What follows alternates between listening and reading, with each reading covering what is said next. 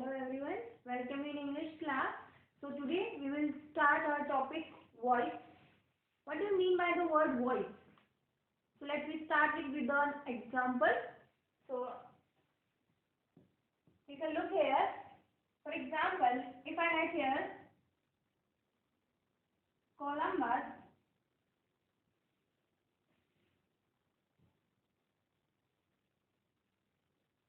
discovered America. आपके पास अभी एक एग्जांपल है कोलंबस डिस्कवर्ड अमेरिका. कोलंबस ने डिस्कवर्ड किया था, खोजा था किसको? अमेरिका को.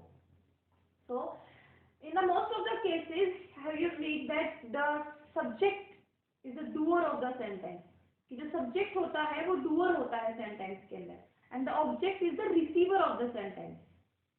जो काम किया जाता है, जो वर्क जो होते हैं, जो काम जो हो रहा होता है, उसको करने वाला कौन होता है? सब्जेक्ट होता है. ओके. और उसका इफेक्ट, उसका जो रिसीवर होता है वो कौन होता है? आपका ऑब्जेक्ट होता है. Okay, clear? So here in the example Columbus ने क्या फाइंड आउट किया?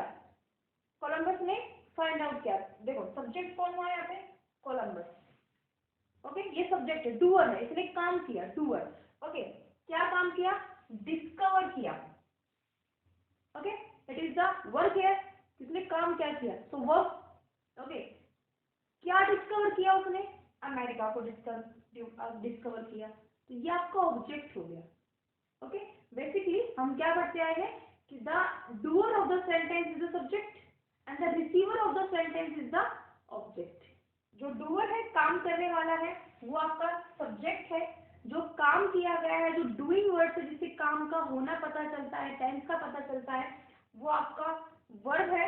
और जो रिसीवर होता है वो होता है आपका object. So now what is voice? Voice से आप क्या समझते हैं? So if a word shows that the doer of the sentence is the subject.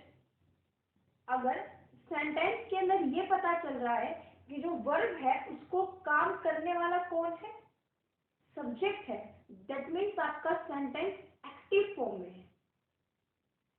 Okay, मतलब एक्टिव फॉर्म के अंदर, एक्टिव वॉइस के अंदर आपका मेन फोकस जो होता है वो होता है बेसिकली आपका कंप्लीटली सब्जेक्ट के ऊपर. ओके, नेक्स्ट किसका है? Passive voice. एक्टिव वॉइस को टू पार्ट्स के अंदर डिवाइड किया गया है, active voice and passive voice. जो वॉइस होती है उसको टू पार्ट्स के अंदर डिवाइड किया गया है, एक्टिव वॉइस और पैसिव वॉइस. एक्टिव के अंदर सब्जेक्ट के ऊपर फोकस किया जाता है कि सब्जेक्ट ने क्या काम किया. ओके, और जो आपका पैसिव वॉइस होता है इसमें फोकस होता है आपके ऑब्जेक्ट के ऊपर. सेम इसी को अगर मैं चेंज करूं, इसी सेंटेंस को, ये वाला जो सेंटेंस था आपका एक्टिव फॉर्म में है, because here subject is the doer. यहाँ पे डूअर कौन है? सब्जेक्ट है. अगर मैं इस सेंटेंस को पैसिव फॉर्म में चेंज करूं, America America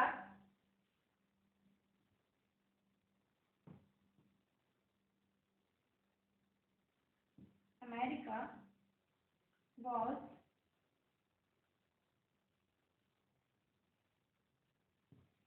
discovered by Columbus. Same sentence है, सेम मीनिंग के साथ में. यहाँ पे फोकस था कोलंबस के ऊपर कि कोलंबस ने डिस्कवर्ड किया था अमेरिका को. लेकिन इन द सेकेंड सेंटेंस अब हमारा फोकस हो गया अमेरिका के ऊपर, यानी कि हमारे ऑब्जेक्ट के ऊपर. America was discovered by Columbus, कि अमेरिका को खोजा गया था कोलंबस के द्वारा. अब हमारा फोकस कंप्लीटली, हमारा जो फोकस हो किसके ऊपर हो गया? अमेरिका के ऊपर. अमेरिका क्या है? हमारा ऑब्जेक्ट है. लेकिन हमने इसमें ऑब्जेक्ट था, अब हमने इसके यहाँ पे किसकी जगह पे रख दिया? अभी यहाँ पे ऑब्जेक्ट नहीं था, अब क्या बन गया? यहाँ पे सब्जेक्ट बन गया. Okay, so the verb that express the subject is the doer of the sentence is the sentence is in active form.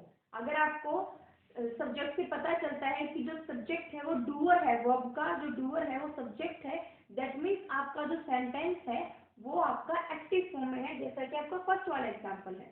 Okay, लेकिन the verb that express what is doer to what is doer do to the subject is made by the object, कि जो subject है जो sorry आपका जो object है जो doer है उसने उसके द्वारा क्या किया गया था, फोकस कहाँ होना चाहिए कि जो काम उसने किया, जो उसका ऑब्जेक्ट था उस पे क्या डिपेंड, उसने क्या किया, मतलब आपका फोकस जो होगा पैसिव वॉइस के अंदर आपका किस पे होगा, ऑब्जेक्ट के ऊपर होगा। So the verb that express what is done to the subject is said to be the passive voice. आपके सब्जेक्ट के द्वारा क्या किया गया वो आपको पैसिव वॉइस में पता चलेगा, मतलब आपका जो फोकस होगा वो ऑब्जेक्ट के ऊपर होगा, और जो आपका पैसिव जो एक्टिव वॉइस है उसमें आपका फोकस जो होगा सब्जेक्ट के ऊपर होगा। Okay, so this is the definition and the difference between the active and the passive voice. Now here are some rules to change a simple sentence or a active sentence to a passive voice. यहाँ पे कुछ नियम है, कुछ rules आपको follow करने होते हैं किसी भी एक एक्टिव सेंटेंस को पैसिव वॉइस में चेंज करने के लिए। तो वो रूल्स क्या हैं? some rules are rule number 1, अभी जैसे जो मैंने आपको बताया, the object of the sentence becomes the subject of the sentence.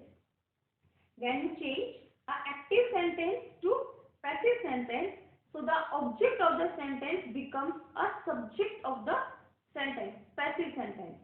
आपके एक्टिव सेंटेंस का जो सब्जेक्ट होगा जब आप उसको पैसिव के अंदर चेंज करोगे तो आपका वो जो ऑब्जेक्ट है वो आपके पैसिव का सब्जेक्ट बन जाएगा। जैसे कि मैंने अभी एग्जांपल दिया था, अभी एक दूसरा एग्जांपल देखते हैं।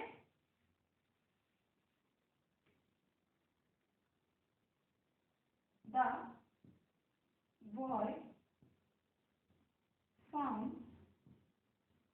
some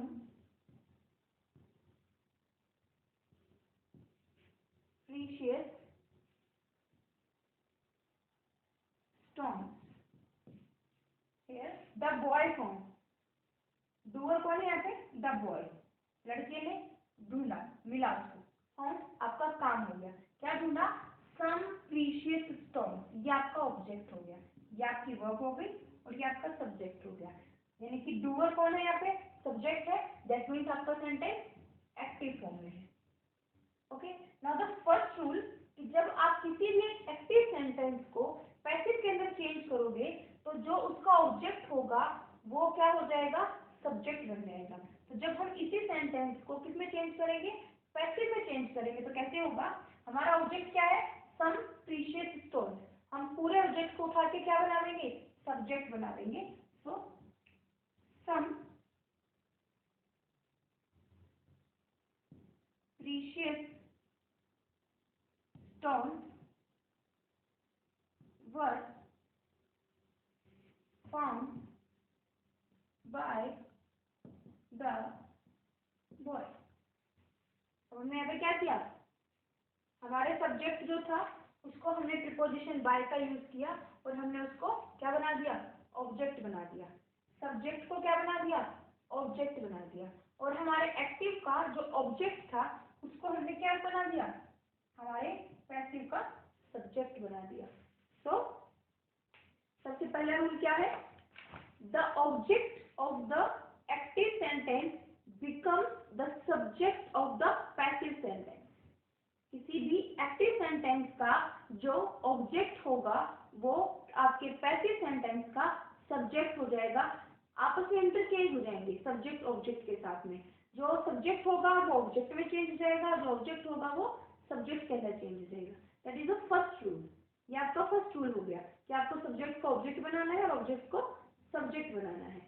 डूअर और जो होगा सेंटेंस का काम करने वाला वो सेंटेंस का सब्जेक्ट होगा, जो रिसीवर होगा आपका वो होगा आपका ऑब्जेक्ट। तो आपको आइडेंटिफाइड करना आना चाहिए कि सब्जेक्ट कौन सा है और ऑब्जेक्ट कौन सा है। जरूरी नहीं है कि एक सिंगल वर्ड ही आपका ऑब्जेक्ट होता है, ग्रुप ऑफ वर्ड्स भी, जैसे इस एग्जांपल के अंदर दिखाई दे रहा है, ग्रुप ऑफ वर्ड्स भी आपका ऑब्जेक्ट हो सकते हैं। तो आपको कंप्लीट कोई वो जो पूरा ग्रुप ऑफ वर्ड है उसी को उठा के आपको ऑब्जेक्ट सब्जेक्ट बनाना है। ऐसा नहीं कि आप उसमें से एक वर्ड उठा के आपने उसको सब्जेक्ट बना दिया तो आपका सेंटेंस करेक्ट हो जाएगा, वो बिल्कुल गलत होगा। आपको पूरे ग्रुप ऑफ वर्ड को उठा कर ही आपको उसको कंप्लीट एक सब्जेक्ट बनाना होगा। So this is the first rule. Now the second,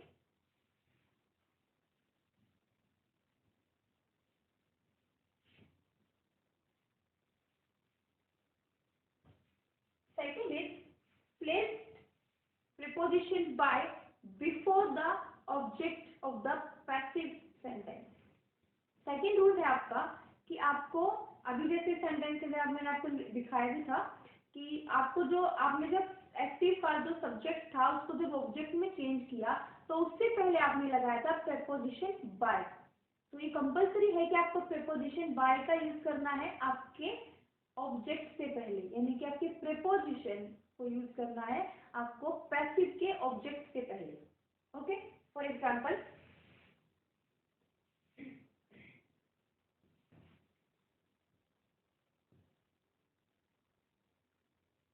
the farmer plucked the fields। Now time to change this active sentence into passive। ये एक्टिव कैसे है? The farmer, doer, pluck, जोतना, किसने जोता? खेत को फार्मर ने। तो काम किसने किया? फार्मर ने। तो ये आपका सब्जेक्ट हो गया, ये आपका वर्ब हो गया। अब ये काम किस पर हुआ था? फील्ड पे। जोता किसको गया था? फील्ड को, यानी कि खेतों को। तो ये आपका रिसीवर हो गया। ओके, तो ये आपका ऑब्जेक्ट हो गया। क्लियर? तो अब हमारा फर्स्ट रूल क्या था? सब्जेक्ट को ऑब्जेक्ट बनाना है, ऑब्जेक्ट को सब्जेक्ट बनाना है। तो हमारा ऑब्जेक्ट क्या है? The field. तो the field were ploughed. Now second rule is place by, place by preposition by before the object of the passive sentence. By हमने लगा दिया। अब हमारा ऑब्जेक्ट क्या बनेगा? जो हमारे एक्टिव का सब्जेक्ट था। सब्जेक्ट क्या था? The farmer. So the fields were ploughed by the farmer. Clear? तो this is the second rule. First rule था सब्जेक्ट को ऑब्जेक्ट बनाना है, ऑब्जेक्ट को सब्जेक्ट बनाना है, कर दिया हमने। सेकेंड रूल आया, आपको ऑब्जेक्ट से पहले आपको क्या लगाना है? प्रेपोजिशन बाय का यूज करना है पैसिव सेंटेंस के अंदर। एक्टिव के अंदर नहीं होगा। एक्टिव सेंटेंस आपको सिंपल मिलेगा बिल्कुल, लेकिन जब हम इसके अंदर सेकेंड मतलब पैसिव के अंदर हम भी बताएंगे कि काम के ऊपर फोकस किया जाएगा, तो हमको क्या करना है? प्रेपोजिशन बाय का यूज करना है आपके ऑब्जेक्ट से पहले। वो हमने लगा दिया, हमारा ऑब्जेक्ट ये रहा और हमने बाय लगा दिया। तो ये सेकेंड रूल था। नाउ द थर्ड रूल,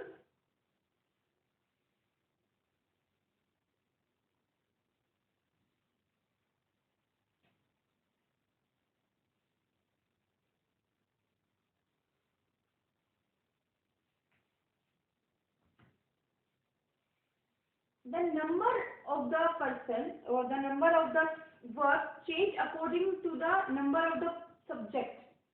ये आपको पता ही है कि अगर आपका सब्जेक्ट सिंगुलर है तो आपकी वर्ब भी सिंगुलर आएगी, अगर आपका सब्जेक्ट प्लूरल है तो आपकी वर्ब भी प्लूरल ही आएगी। तो सेम रूल फॉलो होता है आपके एक्टिव पैसिव वर्ड्स के अंदर भी कि अगर आपका सब्जेक्ट सिंगुलर है तो जो आप एक्टिव का अगर सब्जेक्ट आपने लिया और आपने पैसिव में जब उसको चेंज किया और पैसिव का अगर प्लूरल आया तो आपको वर्ब भी प्लूरल ही लेनी पड़ेगी, चाहे एक्टिव के अंदर वो सिंगुलर थी, क्योंकि वो किसको फॉलो कर रही थी? वो अपने सब्जेक्ट को फॉलो कर रही थी।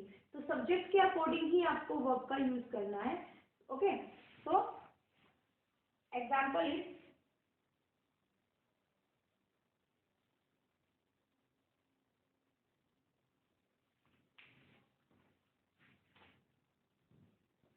आपको हमेशा ये ध्यान रखना है कि जो वर्ब होगी वो हमेशा किसको फॉलो करेगी?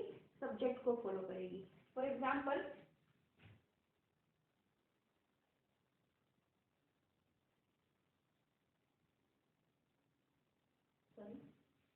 these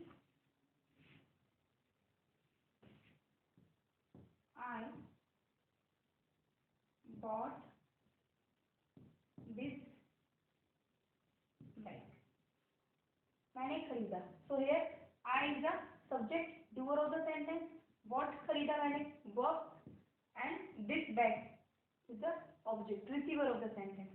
So the sentence is in active form. Now the time to change that active sentence into passive. अब टाइम में एक्टिव सेंटेंस को पैसिव में चेंज करने का, तो हम कैसे चेंज करेंगे? फर्स्ट रूल, सब्जेक्ट को ऑब्जेक्ट बनाना है और ऑब्जेक्ट को सब्जेक्ट बनाना है. तो दिस बैग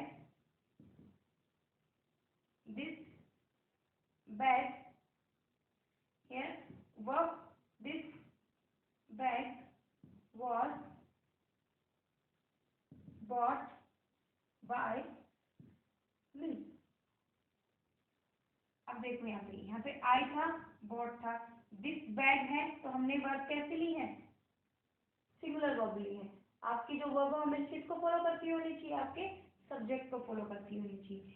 सेम इसी सेंटेंस को अगर मैं प्लूरल के अंदर लिखती हूँ, आई bought these bags. Okay, now same rule, change subject into object and object into subject. So these bags, अब हमारे पास bags हैं. So according to the subject, subject is in plural, so our verb जो verb होगी will be in plural. So these bags were bought by me. This is the rule number third.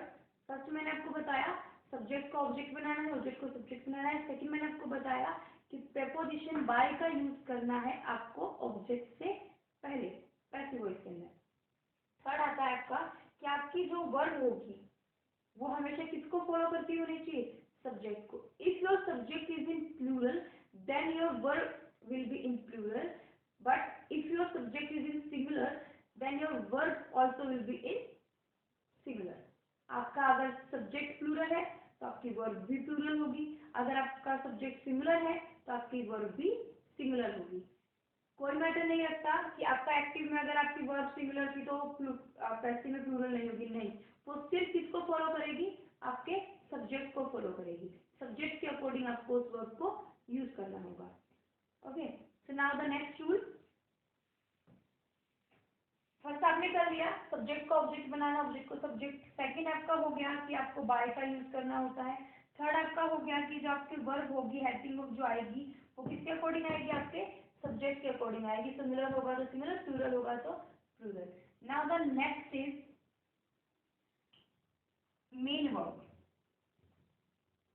आपकी जो main verb होगी वो उसका जो tense होगा वो कभी भी चेंज नहीं होगा. The tense of the sentence will never change when you change a sentence active to passive. आप जब भी कभी भी किसी भी सेंटेंस को एक्टिव सेंटेंस से उठा के उसको जब आप उसका पैसिव बनाओगे तो कभी भी उसका टेंस चेंज नहीं होगा. देखो एग्जांपल, आई बॉट, ये पास्ट में था और जब मैंने इसको पैसिव के अंदर चेंज किया तो भी मैंने क्या यूज किया है? आपका पास्ट फॉर्म को ही यूज किया है. ओके, दूसरी बात, इसी का ही रूल है, इसी के साथ का ही वर्ब का ही, कि जब भी आप पैसिव के अंदर चेंज करते हो तो पैसिव फॉर्म जो होती है वो हमेशा थर्ड फॉर्म होती है. वर्ब की थर्ड फॉर्म जो होती है वो हमें यूज करनी होती है. टेंसेस के अकॉर्डिंग हम वन बाय वन हम जो है इन वर्ब्स को पढ़ेंगे कि कौन सी हेल्पिंग वर्ब लेनी होगी. अगर प्रेजेंट इंडेफिनिट दे रखा है तो प्रेजेंट इंडेफिनिट को जब हम एक्टिव टू पैसिव चेंज करेंगे तो हमें कौन सा रूल फॉलो करना होगा. पास्ट दे रखा है तो क्या करना होगा, फ्यूचर दे रखा है तो क्या करना होगा. ये सारे हम one by one according to the tense हम रीड आउट करेंगे. ओके, अच्छा वो रूल हो गया कि आपको टेंस जो सेंटेंस का चेंज नहीं करना है, हेल्पिंग वर्ब्स आपको यूज करनी है. नेक्स्ट आता है कि अभी जैसे मैंने यहाँ पे अभी एग्जाम्पल दे रखा था, आई bought these bags. यहाँ पे जो आई था, हमारा जो सब्जेक्ट था वो आई था, लेकिन जब हमने इसको ऑब्जेक्ट बनाया था तो हमने क्या लिखा था, बाय मी। बाय मी लिखा था, these bags were bought by me लिखा था। क्यों लिखा हमने यहाँ पे बाय मी, क्योंकि यहाँ पर जब आई जो था वो एज ए सब्जेक्ट काम कर रहा था, तो यहाँ पर प्रोनाउन की सब्जेक्टिव फॉर्म आई थी, ठीक है। लेकिन जब हमने इसको चेंज किया पैसिव के अंदर, तो ये सब्जेक्ट हमारा किसमें चेंज हो गया, ऑब्जेक्ट के अंदर। तो जब हमने उसको ऑब्जेक्ट बना दिया तो उसकी ऑब्जेक्टिव फॉर्म ही वहां पर आएगी। ऐसा नहीं कि वहां से आपने उठा के आई को यहाँ आई लिख दिया, नहीं। अब आपने उसको ऑब्जेक्ट बना दिया है तो आपकी को उसकी ऑब्जेक्टिव फॉर्म ही ऑब्जेक्ट के स्पेस पे लिखनी होगी। क्लियर। प्रोनाउन की जगह अगर आपको कोई नेम गिवन है तो नेम एज इट इज आ जाएगा। अगर यहाँ पे होता कि राम बॉट दिस बैग, तो राम को चेंज करने की जरूरत नहीं थी आपको, आप सीधा लिखते this bags were bought by Ram, Shyam, Mohan, Sita, Gita. मतलब कुछ भी अगर यहाँ पे नेम होता आपको नेम को चेंज करने की जरूरत नहीं पड़ती। But if on the space of the subject if you have a pronoun, so you have to change it according to the place। आपको उसकी जगह के अकॉर्डिंग उसको चेंज करना होगा। मीन्स अगर वो सब्जेक्टिव फॉर्म में है, सब्जेक्ट के स्पेस पे है, तो आपको उसकी सब्जेक्टिव फॉर्म यूज करनी होगी। लेकिन जब आपने चेंज किया आपने उस प्रोनाउन को, उसको ऑब्जेक्ट बना दिया, तो आपको उसकी ऑब्जेक्टिव फॉर्म का यूज करना होगा। So now I am going to draw a table to understand the pronoun section clearly. Now, according to this table, you have to change the form of the pronoun subject to object. अगर आपको sentence में pronoun subjective form में दे रखा है, आपको subjective जो आपकी form होगी आपको वो यूज करनी होगी। I, we, you, they, he, she, it और नेम, ये आपको हमेशा सब्जेक्टिव स्पेस पर यूज करना है कि जब प्रोनाउन और सब्जेक्ट की जगह पे यूज हो रहा है तो आपको ये वाला केस सब्जेक्टिव केस आपको यूज करना होगा। लेकिन जब आप उसी सेंटेंस को एक्टिव टू पैसिव चेंज करते हो और सब्जेक्ट को ऑब्जेक्ट बना देते हो, तो ऑब्जेक्ट बनाते टाइम आपको हमेशा प्रोनाउन की ऑब्जेक्टिव जो केस होता है उसको यूज करना होगा। जैसे अगर आपको आई गिवन है तो आप उसको मी में चेंज कर दोगे, वी गिवन है तो आप उसको अस में चेंज कर दोगे, यू गिवन है तो आप सेकंड फॉर्म चेंज नहीं होती, जो सेकंड पर्सन होता है सॉरी वो यू का यू ही रहता है। दे होगा तो देम, ही होगा तो हिम, शी होगा तो हर और इट होगा तो इट भी सेम रहता है। नेम है तो आपको चेंज करने की जरूरत नहीं, नेम एज इट इज आ जाएगा। ओके। ये रूल सिर्फ ऐसे नहीं कि एक्टिव के सब्जेक्ट को आपने ऑब्जेक्ट बनाया है पैसिव का तभी नहीं, आपको अगर एक्टिव के अंदर जो आपका ऑब्जेक्ट है वो भी मान लो कोई प्रोनाउन दे रखा है और जब आपने उसको पैसिव बनाया तो ऑब्जेक्ट क्या क्या क्या करोगे, इसको ऑब्जेक्ट को सब्जेक्ट बना दोगे। तो जब आपने इसको सब्जेक्ट बनाओगे तो आपको यही ध्यान रखना है कि क्योंकि आपने उस प्रोनाउन को सब्जेक्ट बना दिया तो आपको उसकी सब्जेक्टिव फॉर्म ही वहां पर यूज करनी होगी, आप वहां पे ऑब्जेक्टिव फॉर्म यूज नहीं कर सकते। तो क्लियर, इस चीज का हमेशा ध्यान रखना कि जब भी प्रोनाउन का आप यूज कर रहे हो वो जिस जगह पे यूज हो रहा है, सब्जेक्ट की जगह पे यूज हो रहा है तो सब्जेक्टिव फॉर्म का यूज करना है, ऑब्जेक्ट की जगह पे यूज हो रहा है तो आपको उसका ऑब्जेक्टिव फॉर्म का यूज करना है। आप उनकी फॉर्म्स को चेंज नहीं कर सकते प्लेस के अकॉर्डिंग, प्लेस के अकॉर्डिंग ही आपको उसकी फॉर्म्स का यूज करना होगा। क्लियर। सो ये थे कुछ बेसिक रूल्स किसी भी एक्टिव सेंटेंस को एक्टिव टू पैसिव में चेंज करने के लिए। ओके। नाउ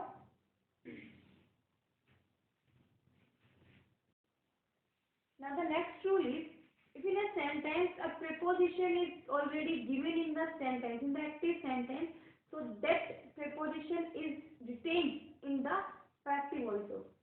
अगर आपको एक एक्टिव सेंटेंस के अंदर कोई प्रेपोजिशन गिवन है तो आपको उस प्रेपोजिशन को हटाना नहीं है। एक्टिव आप पैसिव में चेंज करते टाइम वो आपका जो प्रेपोजिशन है वो एज इट इज आपके सेंटेंस के अंदर रहेगा। फॉर एग्जाम्पल,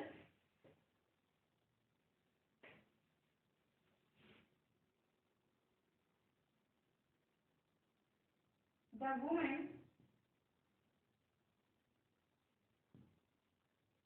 handed out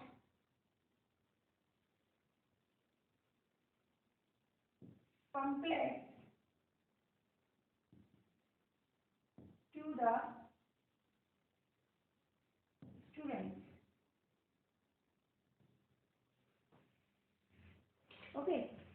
अब आपको एग्जांपल दे रखा है, the woman handed out pamphlet to the student. अब इसके अंदर आपको टू जो प्रेपोजिशन है वो ऑलरेडी गिवन है। बाय का तो हमको यूज करना है प्रेपोजिशन का, लेकिन वो क्या कह रहा है कि अगर आपको ऑलरेडी एक्टिव सेंटेंस के अंदर कोई प्रेपोजिशन गिवन है तो आपको उसको हटाना नहीं है, वो एज इट इज रहेगा आपके पैसिव के अंदर भी। आप इसका जब हम पैसिव बनाएंगे सेंटेंस का तो कैसे बनेगा? सबसे पहले first of all you have to find out the object and subject of the sentence. तो हमारा सब्जेक्ट क्या है? द वुमन, और हमारा ऑब्जेक्ट क्या है? The student. हमारा सब्जेक्ट क्या है? स्टूडेंट भी है और हमारा यहाँ पे जो है पैम्पलेट्स भी है। हैंडेड आउट आपकी वर्ब हो गई। क्या हैंडेड आउट किया उसने? पैम्पलेट्स। किसको किया? स्टूडेंट्स को। ओके, तो आपका ये है, तो ये आपकी पैम्पलेट्स, हमने इसको ऑब्जेक्ट लिया तो हम यहाँ से बनाना स्टार्ट करेंगे। Pamphlets, pamphlets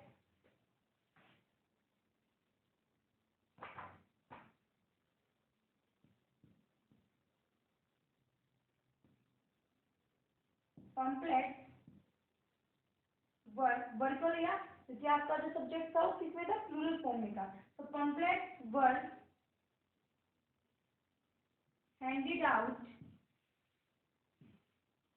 to the students by the woman।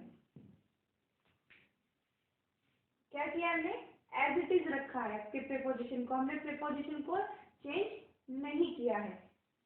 आपका सब्जेक्ट था द वुमन, हमने इसको ऑब्जेक्ट बना दिया द वुमन। आपका ऑब्जेक्ट था पैम्पलेट, हमने इसको सब्जेक्ट बना दिया।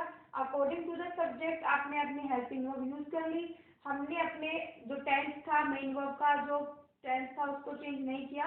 आपकी जो मेन वर्ब होगी वो हमेशा पास्ट पार्टिसिपल के अंदर यूज होगी, वर्ब के थर्ड फॉर्म का हमेशा यूज होगा, और एज इट इज सेंटेंस को बाकी को रहने दिया। अब आता है last rule. If a subject or if a verb have two objects, direct and indirect, अगर एक ही ऑब्जेक्ट है तो प्रॉब्लम ही नहीं, आप उसको चेंज कर दोगे और हो जाएगा। लेकिन अगर एक सेंटेंस के अंदर एक वर्ब के पास अगर टू ऑब्जेक्ट्स हैं तो फिर आप क्या करोगे? तो आप कैसे सेंटेंस को चेंज करोगे? एक्टिव टू पैसिव में आप उसको कैसे चेंज कर पाओगे? तो एक look on the example. If a transitive verb have two objects, and remember one thing also, हमेशा ध्यान रखना है इस चीज का कि ओनली ट्रांजिटिव वर्ब का ही एक्टिव टू पैसिव चेंज हो सकता है। इंट्रांजिटिव वर्ब का एक्टिव टू पैसिव सेंटेंस नहीं बन सकता।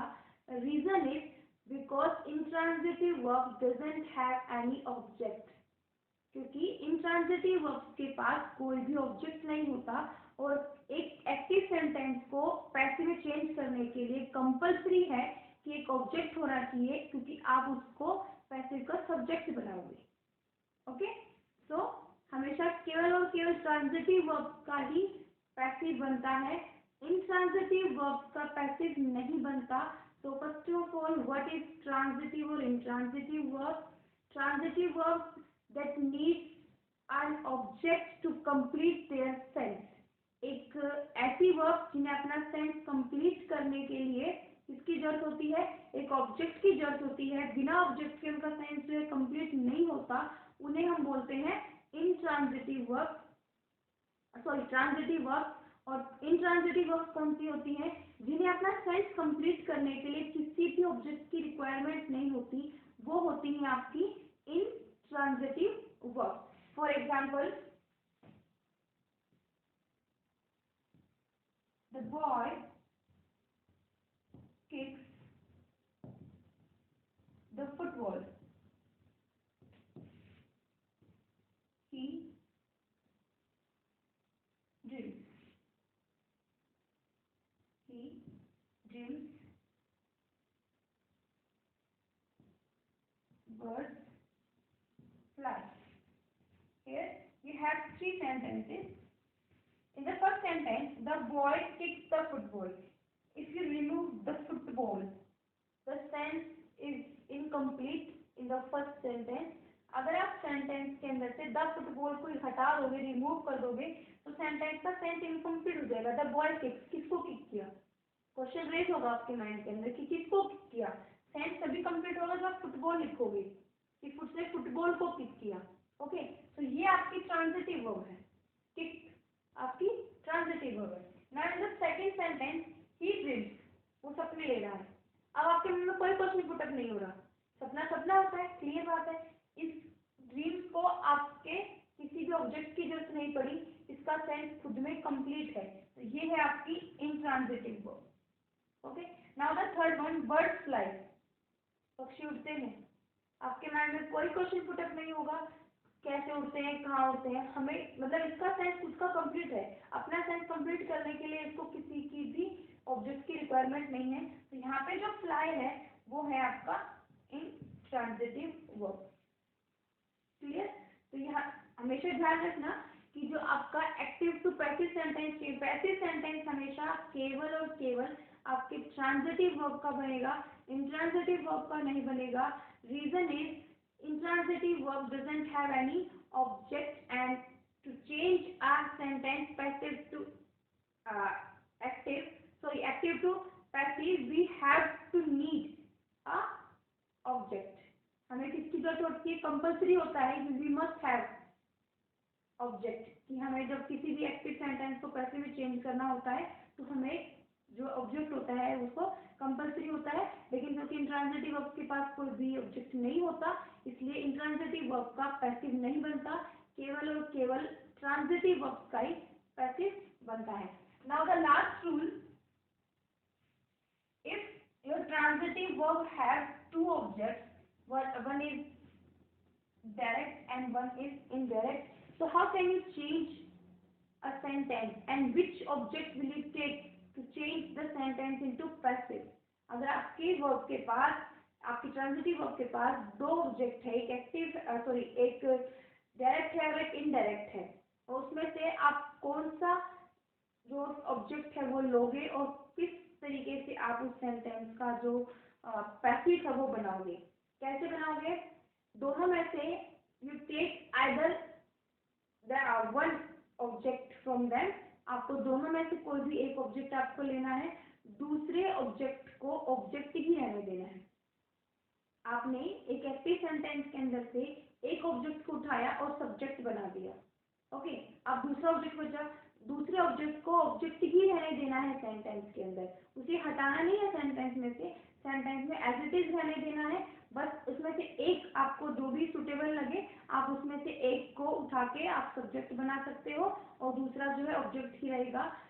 बेसिकली प्रेफर किया जाता है जस्ट जो बिल्कुल नज़दीक, जो वर्ब के नज़दीक जो होता है आपका जो ऑब्जेक्ट होता है उसी से ही पैसिव हमेशा बनाया जाता है. दोनों से सही होता है, बना आप कोई से भी सब ऑब्जेक्ट के साथ सकते हो, लेकिन प्रेफर ज़्यादा किया जाता है किसको? वर्ब के नज़दीक वाले, नियरेस्ट वन जो होता है वर्ब के, उससे आपको क्या बनाना होता है? पैसिव बनाना होता है. For example,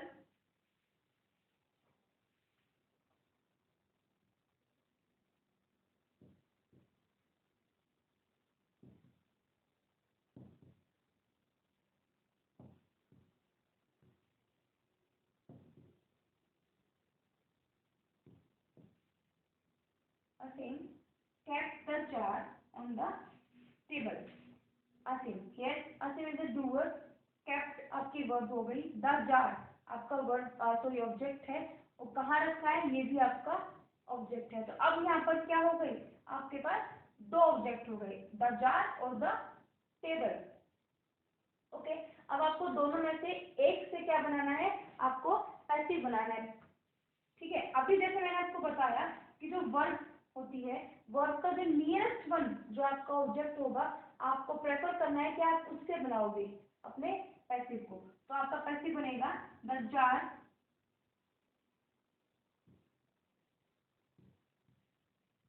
was kept on the table by Asim. Clear? दो ऑब्जेक्ट थे, आप दोनों से बना सकते हो इसको, लेकिन आपको प्रेफर किसको करना है, जो आपकी वर्ब है उसकी नियरेस्ट वन, जो आपका ऑब्जेक्ट होगा आप उसको आगे लेके जाओ। आप जो बेसिक चेंजेस जो सेम 5 रूल्स थे वो आपको फॉलो करने हैं, और जो आपका जो दूसरा ऑब्जेक्ट था वो एज इट इज ऑब्जेक्ट ही रहेगा सेंटेंस के अंदर, और फिर आपको प्रीपोजिशन बाय का यूज करना है और आपको अपने सब्जेक्ट को ऑब्जेक्ट बना लेना है। So these are some basic rules to change a simple active sentence to the passive sentence. Now in the next video we will teach about the sentences according to tense, how we can change the sentence active to passive according to the tense. हम next वाली video के अंदर पढ़ेंगे कि tense के according हम active to passive sentences को कैसे चेंज कर सकते हैं, क्या क्या चेंजेस होंगे अकॉर्डिंग टू द टेंस जब हम एक सेंटेंस को एक्टिव टू पैसिव के अंदर चेंज करेंगे। So today that's it. Listen the video carefully, follow the rules and regulation of the sentences to change the active to the sentence into the passive. Stay home, stay safe. Thank you.